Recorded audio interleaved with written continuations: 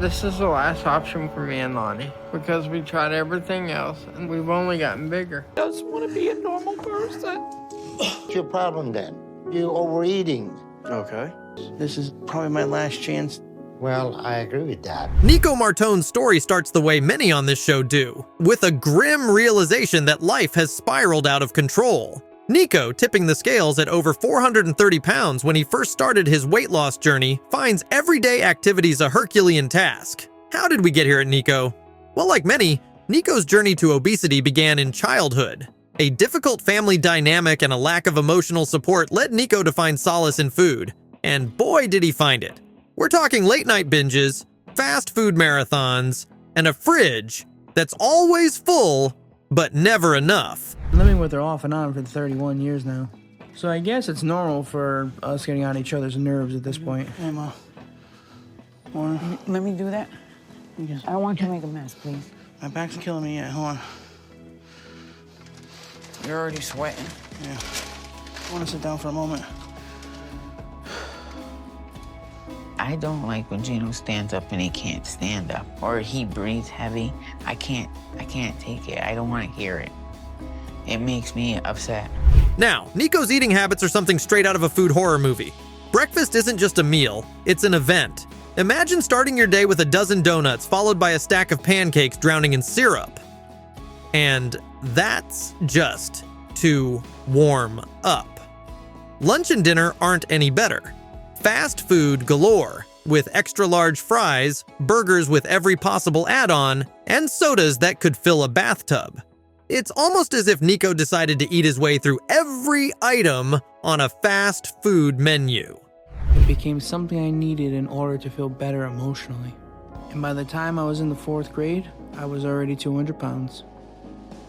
So after I got divorced, Mom ended up getting full custody of me and my sister. I did see my dad a little less. It was much different. The only constant was food. And by the time I was 13, I weighed almost 300 pounds. In high school, I also had problems too because I was getting much bigger at that time. The decision to visit Dr. Now is a desperate cry for help. Nico's health is deteriorating rapidly, and he knows it's now or never. Enter Dr. Now, the no-nonsense, tough-love bariatric surgeon who has seen it all.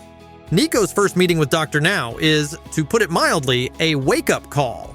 Dr. Now is brutally honest, pointing out that Nico's current path is a one-way ticket to an early grave. He doesn't sugarcoat it, pun intended. Nico's cavalier attitude does not sit well with Dr. Now, who emphasizes the situation's seriousness. You want the tan bandana? I got it. Yeah. What do you need it for? To wrap around my head. What? Well, a bandana now? Yeah. You hungry? Well, I'm gonna make some eggs. you want me to do it? No, I can do it. You sure? You wanna just take everything out? Yeah. Today will be the 13th day that I've been on the Dr. Now's diet. Dr. Now lays down the law, a strict diet plan aimed at cutting down the caloric intake to a manageable level. He advises Nico to ditch junk food and embrace vegetables, lean proteins, and a life without sugar highs and crashes. The goal is to lose a significant amount of weight before even considering surgery. And here's where things get interesting. It's really good. I know it's really good. I made it. Stop tooting your own horn because you haven't cooked in weeks. When you start paying me $25 an hour, I'll cook. Who paid you $25 an hour? You lost your damn mind. That's what the chefs get. What do you want me to do?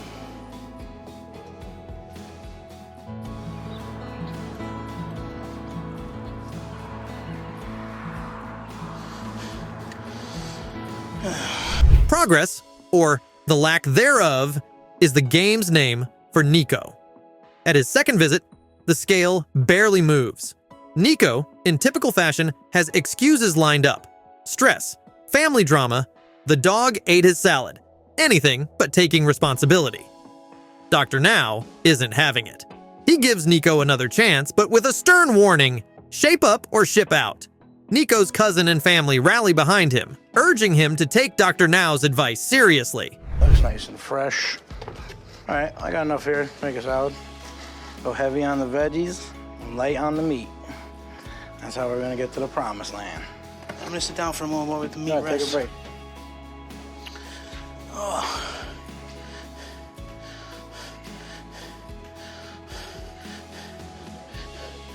Despite the roller coaster of failed attempts and broken promises, Nico finally manages to lose nearly 130 pounds, just enough to qualify for surgery. It's a miracle, really. Dr. Now performs the gastric bypass, and the real test begins: maintaining the weight loss. By the end of the episode, Nico has lost a total of 130 pounds. It's a victory, but a bittersweet one. The journey is far from over, and the struggle to keep the weight off is a daily battle. How you doing, sir? How are you today? Good, good. All right. So I see you lost 38 pounds, huh? Yeah, worked hard this week. What changes have you made with your eating habit? We cut our eating down really low to 1,200 or less calories a day, and we increased our activity. Lonnie Hambrick's journey on the show is a wild ride of baffling decisions, served with a side of greasy fries. Imagine growing up in a family where food isn't just comfort, it's the main event. Lonnie didn't stand a chance. I mean, who can resist a family feast? But when your idea of a snack is half a pizza followed by a gallon of ice cream, well, you're setting yourself up for some epic failure, right? Nothing beats my first meal of the day. Because at that point, I've had to work so hard to start my day that I'm just looking forward to the satisfaction of the first bite. And I feel like nothing else matters when I'm eating. And I can forget about all the things I don't want to think about. Especially things of when I was growing up. Because that time was the hardest part of my life. And then there was his estranged brother, John Hambrick. These two were another brother duo featured on the show. They came into the show estranged, their relationship frayed by years of mutual neglect and shared bad habits. Their reunion was dramatic and touching, adding a layer of complexity to their already challenging journey. Imagine the emotional roller coaster. Cue the dramatic music. She married our stepdad, Kenneth. So now we had this new person who didn't like us all of a sudden taking care of us. Our stepdad give me all kinds of hell because I was always different. When I was 15, my brother came out and said he was gay. And when I found out, I didn't really agree with it because Lonnie's family, though well-meaning, couldn't say no to his demands. It's as if their love was measured in calories. His weight spiraled out of control, hitting a peak of 613 pounds where every day was a struggle. Basic tasks became Herculean efforts. That's when he decided to visit the infamous Dr. Now. You know things are dire when a trip to Houston to see Dr. Now becomes the last-ditch effort. It's like calling the fire department because your kitchen is already in flames. Well, where's another day? Huh? Why dirty up another shirt? I mean, I guess there's that. Well, I just feel like if we don't hit our goals, Dr. Nell's going to scream and yell at us, and I'm going to be all disappointing. And I just feel like I'm going to cry and like get all upset in front of Dr. Nell and get yelled at if I don't hit my goal. We'll get there. I definitely haven't cheated, so I know I haven't gained any weight, but We'll just keep working. Lonnie's first meeting with Dr. Now was an eye-opener. Dr. Now laid down the law with his usual blend of tough love and brutal honesty. "Lonnie, you're eating yourself to death," he probably said. With that deadpan look of his, Dr. Now emphasized the psychology associated with food addiction as much as the gastric sleeve surgery his patients receive. He advised a strict diet and exercise regimen, basically stripping away all the comfort foods Lonnie clung to like a lifeline.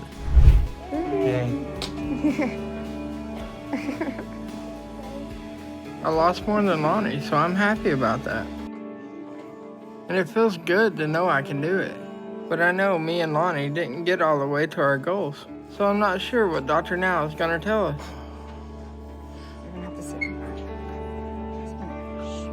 How did Lonnie take it? Let's just say, not well. Progress was slow, bordering on non-existent. His second visit to Dr. Now wasn't much better. There were excuses, justifications, and a whole lot of eye-rolling from Dr. Now. You could almost hear the collective groan of the audience. Come on, Lonnie, get it together. It's like watching a slow-motion train wreck. You just can't look away. Because you both still have a lot of work ahead to get to your target weight. And John, you have more to lose, so you especially need to make sure that your weight loss doesn't slow anymore. You've done good. You lost 170 pounds, but I would be comparing with him, we should be like 130-pound weight loss. Okay? So you're doing good, but there is room for improvement. Then came the third visit. Make or break time. Miraculously, Lonnie managed to shed some pounds, though not without stumbling. Dr. Now, in his infinite patience, which, let's be real, seemed to be wearing thin, agreed to proceed with the surgery. But it was a nail biter. You could see Dr. Now mentally calculating whether Lonnie was ready for the next step, or if he'd be another cautionary tale. I mean, the suspense was real. Usually if it's healthy, it's not good. I did get you some rolls, though, so... Thank God I won't starve to death. Got better? Oh, no, no salt either. I miss the big meals that we used to do. Well, now our life is different, so we can't do the big meals that we used to do. Food has always been there for me. And for the past month, I just haven't really wanted it. Post-surgery, Lonnie did show some improvement. The brothers helped each other through their weight loss programs, starting with them admitting that their weight was keeping them from living the life they wanted.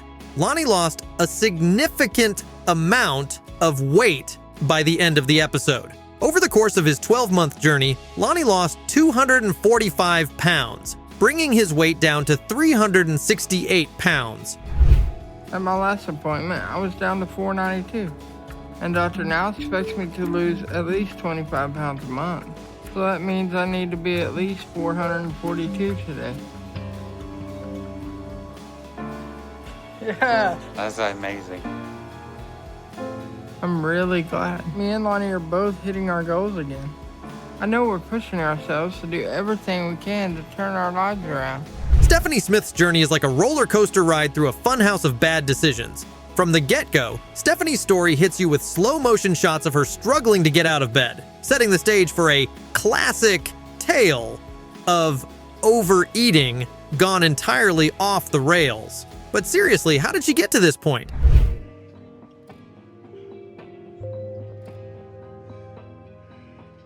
Blaine, Stephanie, wake up, baby.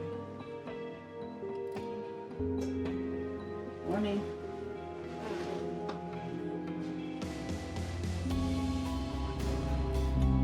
I live with just my kids, but my mom and Steph. Imagine your childhood being rougher than a sandpaper handshake. Her parents' split was the first domino to fall. Even before they split, little Stephanie found comfort in food while tagging along with her dad on his ice cream truck route. After her father passed away, things spiraled further out of control. Her mom struggled to make ends meet and was eventually deemed unfit, leading to Stephanie being placed in foster care. Can you blame her for turning to food? It's like her coping mechanism was set on autopilot. Stephanie has 3 brothers, and so I met somebody, and I moved in with this guy. Found out he was an alcoholic that liked to abuse. I had no support whatsoever. And then so I called my husband, Stephanie's dad, and said I needed help. And he said, if you can get out of there and get back to California, I'll help you.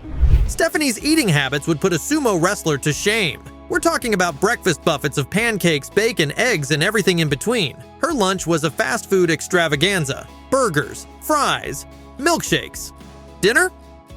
Think Thanksgiving every night, complete with dessert. And snacks? Anything edible was fair game. It's mind-boggling, right? But that's where she found herself, lost in a sea of calories. Constantly thinking about food. I love just how delicious it tastes, how happy it makes me feel, how like it melts away my thoughts. Brings me to life when I eat. It makes me forget about the bad parts at that moment, just for that little bit of time.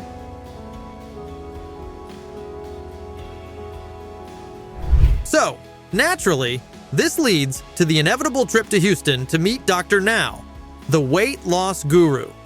At the start, Stephanie weighs in at a staggering 6 to 11 pounds. Her first meeting with Dr. Now is a real eye-opener. He doesn't sugarcoat it. "Stephanie, if you keep eating like this, you're going to die." Harsh? Maybe, but totally necessary. He's like the tough love coach we all need sometimes. He tells her to cut down to 1,200 calories a day. That's like going from a Ferrari's gas guzzler to running on fumes. Can you imagine the shock? Just whatever I can get, I guess. I mean, for dinner, I'd have a big plate of spaghetti. Well, from the time you wake up, what time you wake up? I wake up usually at 8 every morning with my kids. Okay. So what do you eat at that time?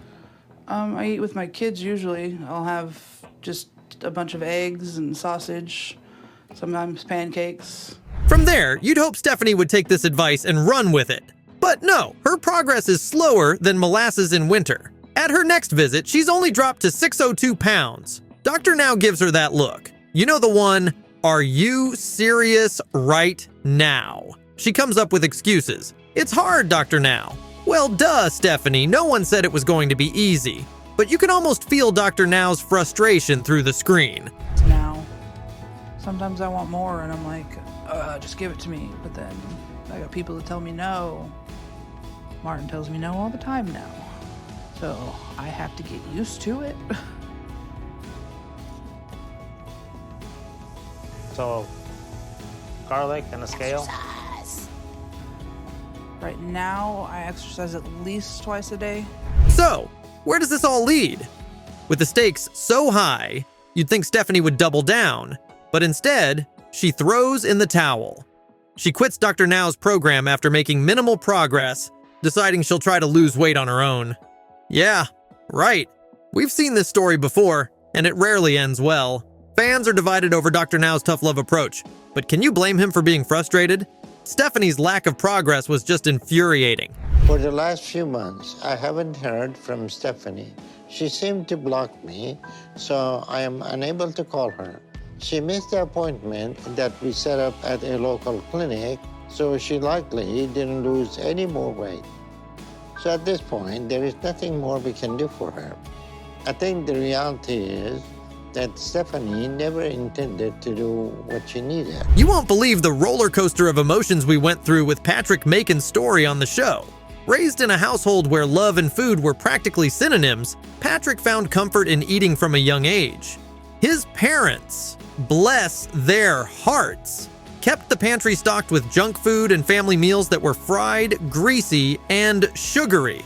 Patrick was tipping the scales at an alarming weight by his teenage years, setting the stage for his dramatic appearance on the show. And believe me, folks, this journey is one for the books. Didn't have enough sleep. Had a long day yesterday.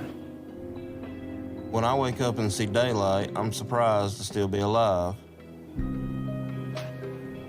Because my weight is killing me. When I first wake up, I pretty much dread it every day. I dread the first time I get up out of the bed, putting my weight on my legs. I'm in pain. Patrick hit the scales at a jaw-dropping 657 pounds when he decided to seek help from Dr. Now. Patrick's eating habits was nothing short of outrageous. Picture this. Breakfast was a feast of pancakes dripping in syrup, a mountain of bacon, and dozens scrambled eggs. Lunch was a fast food frenzy, and dinner? No pizza was safe around him. Snacks? They were his constant companion. Imagine if he applied the same energy to exercising. I mean, come on, Patrick, we're rooting for you here. He got sick and they had to wind up reversing it. Then around the time I was 8, my dad had a series of heart attacks, so he retired early and our family moved to Marion County, Georgia. My dad's health declined and he wasn't able to do so much, and that caused problems in his marriage, because even though he and my mom were happy, she wound up going off with another man closer to her own age. When Patrick first met Dr. Now, it was quite the spectacle. Dr. Now, with his signature deadpan delivery, laid down the law. Patrick, you're eating yourself to death. You need to lose 130 pounds in 3 months. Patrick nodded, but you could almost see the gears turning in his head. And they weren't about salads and treadmills. It was more like he was planning his next meal. Dr. Now's advice was simple. Cut out the junk food, move a bit, and for heaven's sake, stop raiding the fridge at midnight. Mobility's got a lot better. I'm moving around a lot better. Go for a walk? I mean, my legs and my knees still hurt, but I'm not getting out of breath like I was. It gives me an incentive to keep going. And I have something to prove, and it's to prove that I can do this. Thank you, babe. You're welcome. You good? Yep. You ready for walks with us, Daisy? Come here. Dr. Now gave Patrick 2 more months to lose 100 pounds. But instead, Patrick managed to gain 25 pounds. Can you believe it? The good doctor, keeping his cool, told Patrick he shouldn't keep making the 11-hour trip from Columbus, Georgia, to Houston, Texas, unless he was serious about changing. Consequently, Dr. Now sent Patrick to a local clinic to monitor his weight loss more closely. After another 2 months, Patrick lost 51 pounds, bringing him down to 591 pounds. Finally, some progress. Well, what? We have answers for you, but you're not following those. And now you're becoming defensive, and it's our fault that we're not doing anything for you? No, I didn't say it. So what's your problem then? We're giving you the instruction, and you blaming us that we're not doing anything I'm not for blaming that? for you. I never said you wasn't doing anything. So, well, you're diabetes because you're overeating. Despite the setbacks, Patrick showed enough improvement to warrant a move to Houston with his wife Amanda for closer monitoring. This move was pivotal because it meant he finally qualified for the gastric sleeve operation. By the end of the episode, Patrick weighed 531 pounds, having lost a total of 126 pounds. It was a tough journey filled with UPS and downs, but Patrick's story is a testament to persistence and the human spirit. We're going to attempt to perform a gastric sleeve on Patrick today, but we're going to face a lot of obstacles because of his size and the fact that he had a previous hernia surgery. I love you. I'll see you on the other side. I love you. I love y'all. See ya. We're gonna make it fast. We did test on him and determined that his operation was possible, but